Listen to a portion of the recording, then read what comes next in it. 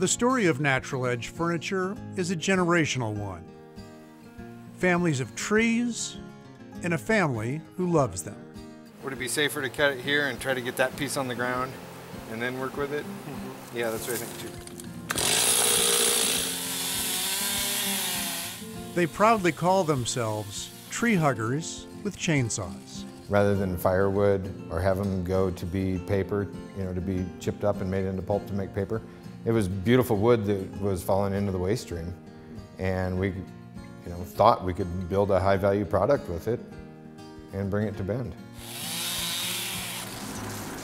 We take it to our sawmill in Longview, Washington, where we mill it into these large slabs, and then we have a large drying shed there where we dry it for a couple of years before we bring it to Bend.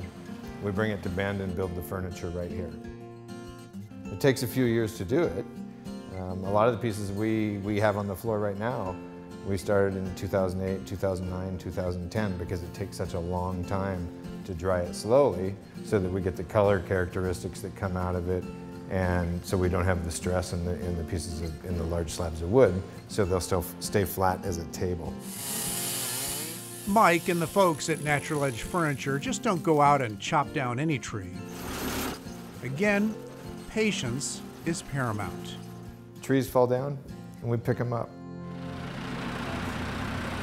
There's a ton of reasons that trees have to come down, and we're happy to be there to pick them up and make them into a piece of furniture. Mike admits to a few hiccups on his road toward making successful one-of-a-kind furniture. A lot of stumbles, and it's probably because I'm, operating a little bit above my ability. We made a ton of mistakes, and then we started to figure it out. And part of figuring out was making some of our own tools, using tools that were built for something else, adapting them to handle these large slabs of wood. And then it took a little bit of orneriness too.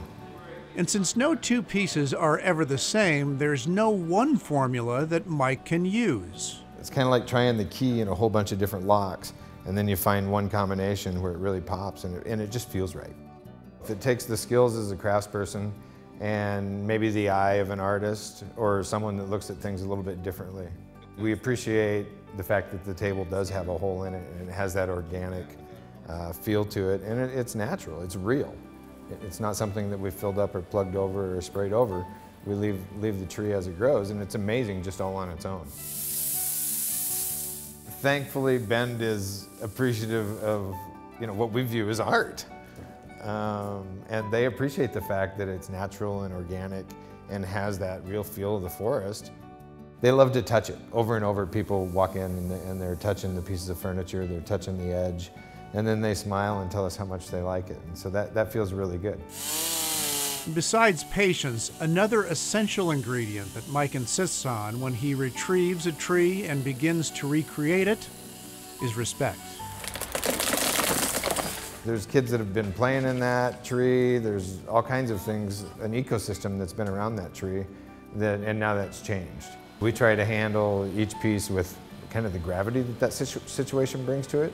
Part of our thing is we're hoping we can extend the life of that tree for many more generations because usually they're so fantastic.